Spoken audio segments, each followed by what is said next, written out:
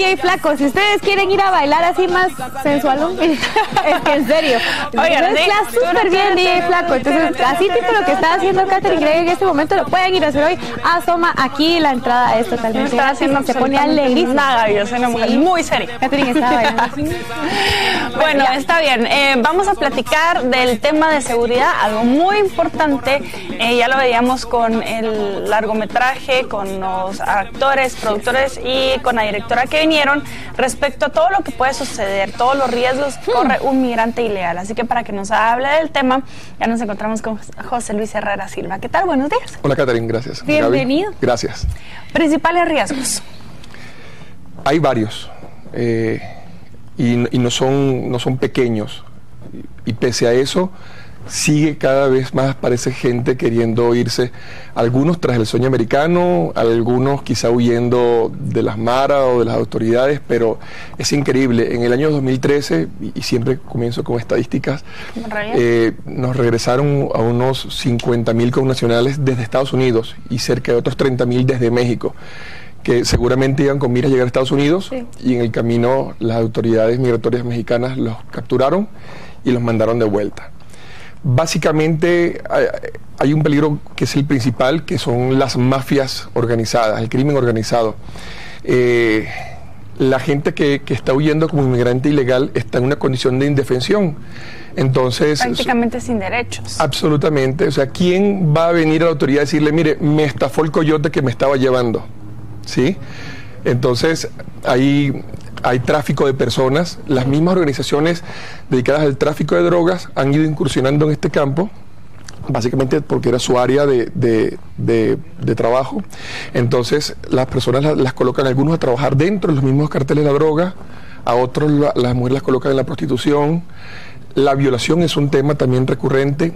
Hay algunas estadísticas alarmantes que dicen que aproximadamente 7 de cada 10 mujeres inmigrantes ilegales son víctimas de algún tipo de abuso sexual durante la travesía. Y no solo estamos hablando de mujeres en edad adulta, estamos hablando de niñas también. Así es.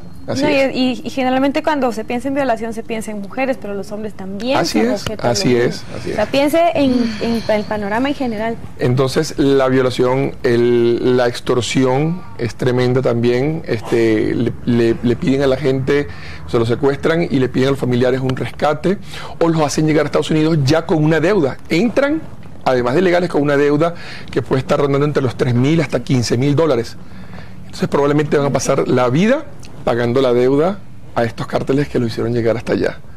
Además de que mucha de esta gente que se va de esta forma son gente de escasos recursos que dejaron lo poquito que tenían, vendieron las 3 cosas que tenían para juntar y poder pagarle al coyote, y además de eso no solamente llegan sin nada, sino que llegan endeudados, ¿sí? Cuando a veces no salen las cosas como quieren, pues se producen los asesinatos, incluso las masacres. Muchos recordarán la masacre de Tamaulipas en el 2010, cuando murieron 72 inmigrantes ilegales. Eso es tremendo. Una masacre, ¿verdad? Así es, una masacre. Y pasa frecuentemente, quizás no en números tan grandes, pero pasa, el asesinato es tremendo allí, ¿no? Entonces el crimen organizado es el primer y principal riesgo que afronta el inmigrante ilegal. Por otra parte está el riesgo físico. El viaje per se es tremendamente peligroso. No en vano llaman al tren, lo llaman el tren de la muerte o la bestia. Muchos de ellos viajan, aunque pueda parecerles mentira, en el techo de los vagones, van colgados debajo de los vagones, guindados de los acoples. Eso es tremendamente riesgoso. Algunos inclusive mueren adentro, se esconden dentro de espacios pequeños y mueren asfixiados.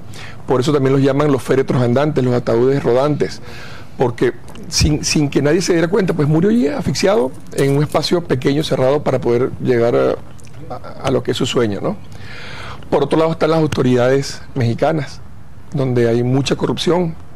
Entonces hay muchas detenciones arbitrarias, hay abuso de autoridad frecuentemente, y se enlazan con el primer punto, con el crimen organizado. Muchas veces venden a personas que ellos capturan, se los venden a los cárteles para es una trata de esclavos moderna. Así es, sin nada que enviarle a las tratas de esclavos antiguas. Además de eso, está el tema de la legislación en Estados Unidos. O sea, quien logró llegar hasta allá, llega en estado de indefensión, no tiene muchos de los derechos que gozan los inmigrantes legales. Entonces, pasan una vida a merced de patronos que le pagan hasta $1.50 la hora, que está muy lejos de lo que es el sueldo mínimo en Estados Unidos.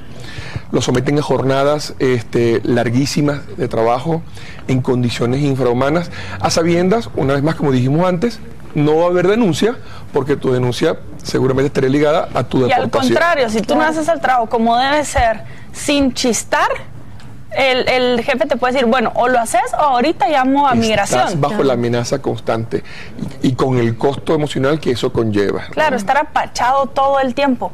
Me gustaría saber de las personas que emprenden el viaje, tú que manejas muy bien las estadísticas, más o menos, de 100, por ejemplo, que deciden irse, ¿cuántos podrían tener el éxito o cuántos podrían realmente es imposible terminarlo, porque aun cuando tú llegues y te establezcas y tengas un trabajo, estás siempre en el riesgo de que puedes ser deportado. O sea, esos 50.000 guatemaltecos que regresaron deportados el año pasado, algunos pudieron tener hasta 20 años allá, ¿sí?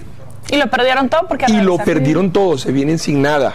Así que el éxito puede ser de 100 de regreso. Hay números que dicen que hay más de 11 millones de inmigrantes ilegales en Estados Unidos, no solo guatemaltecos, esperando alguna reforma migratoria que les permita regularizar su estado. Entonces, respecto a tu pregunta, es imposible saberlo, porque aun cuando pasen los años y estés establecido, siempre serás un potencial víctima de una deportación. Pero me respondiste la pregunta de fondo, me diste la respuesta de fondo que necesitaba escuchar. Es desolador el panorama. Sin duda. Por completo. Pero algo tiene que estarnos pasando, que cada día más y más siguen intentándolo, pese a todo esto. Muchos no lo saben, pero muchos sabiéndolo aún así se arriesgan. Hay que ver, o sea, que tú sometas a un hijo tuyo a ese riesgo y a ti mismo. Es tremendo, es tremendo. Muchísimas gracias de verdad, José Luis, por toda esta información. Este programa es al servicio de ustedes, pero también necesitamos de su colaboración y de su ayuda para que estos temas de investigación que se tratan acá, en la plática con nuestros expertos, todo ese compendio que se les da, sea transmitido para el bien de la sociedad. Yo sé que usted conoce a alguien que está pensando en irse, alguien que está desesperado.